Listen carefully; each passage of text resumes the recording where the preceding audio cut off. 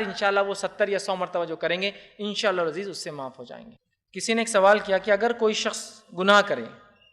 پھر اس کی توبہ کرے، پھر وہی گناہ کرے، پھر توبہ کرے، پھر گناہ کرے، پھر توبہ کرے، اس کی توبہ کا کیا ہوگا؟ ایک اچھا سوال ہے، چونکہ میں نے کہا اللہ رب العزت 3 بار ہے حدیث میں کہ وہ شخص گناہ کرتا ہے پھر کہتا ہے میرا رب مجھے معاف کر دے، اللہ کہتا ہے میرا ایک بندہ ہے جسے پتا ہے اس کا ایک رب ہے اور میں نے اسے معاف کر دیا۔ تو وہی گناہ اگر کوئی کرے تو دیکھیے اگر کوئی شخص ایک گناہ کرے اور اس کے لیے توبہ کرے لیکن پھر وہ گناہ کرے تو اس کا مطلب پہلی توبہ سچی نہیں تھی،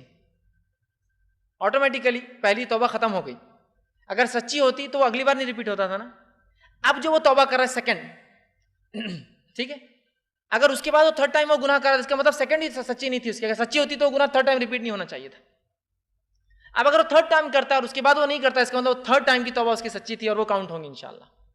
سمجھ رہے ہیں بات کو؟ جیسے کہ مثال آپ صلی اللہ علیہ وسلم کے زمانے میں ایک صحابی ہے جن کا نام عبداللہ تھا، لیکن ان کی ایک عادت کی وجہ سے کہ وہ شراب پی لیتے تھے، لوگ ان کو چڑ سے ہمار کہتے تھے، گدھا۔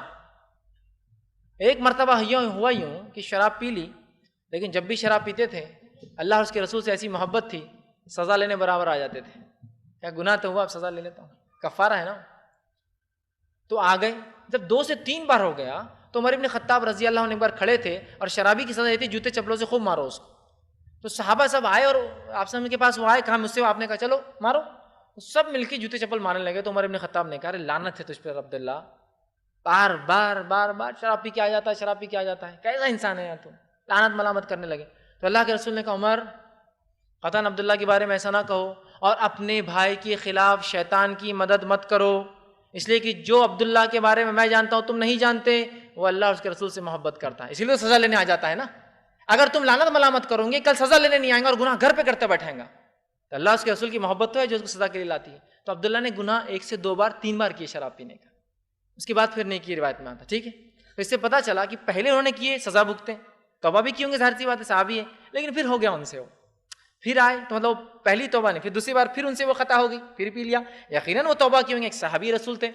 پھر چلے گئے، پھر آ گئے۔ سمجھ رہا بات کو؟ تو اس سے پتہ چلا کہ فرسٹ ٹائم کسی نے گناہ کی توبہ کی اور دوسرے ٹائم ہوتا تو مطلب پہلی توبہ سچی نہیں تھی، سچی ہوتی تو نیکسٹ ٹائم ریپیٹیشن کا سوال نہیں آتا تھا۔ ہاں، لیکن اس کا ہرگز مطلب نہیں کہ انسان کوئی گناہ نہیں کرے، ایک بار توبہ کرو تو گناہ خطائیں تو ہوتی رہیں گی، ہم سے، ہم انسان ہیں بھائی،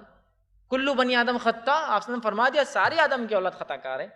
لیکن وہ گناہ اگر پھر سے ہو رہا تو اس کا مطلب پہلی توبہ سچی نہیں تھی، اس پر غور کرے اور سچی توبہ کرنے کی انسان کوشش کرے۔ اور یاد رکھیے سچی توبہ کے لیے ایک مضبوط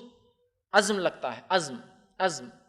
میں نے ایسے لوگ بھی دیکھے جنہوں نے ایسی سچی توبہ کی، ایسے مضبوط ارادے اور عزم تھے ان کے کہ بس اللہ کے لیے جب گناہ چھوڑا تو کبھی زندگی میں اس کے طرف نہیں گئے،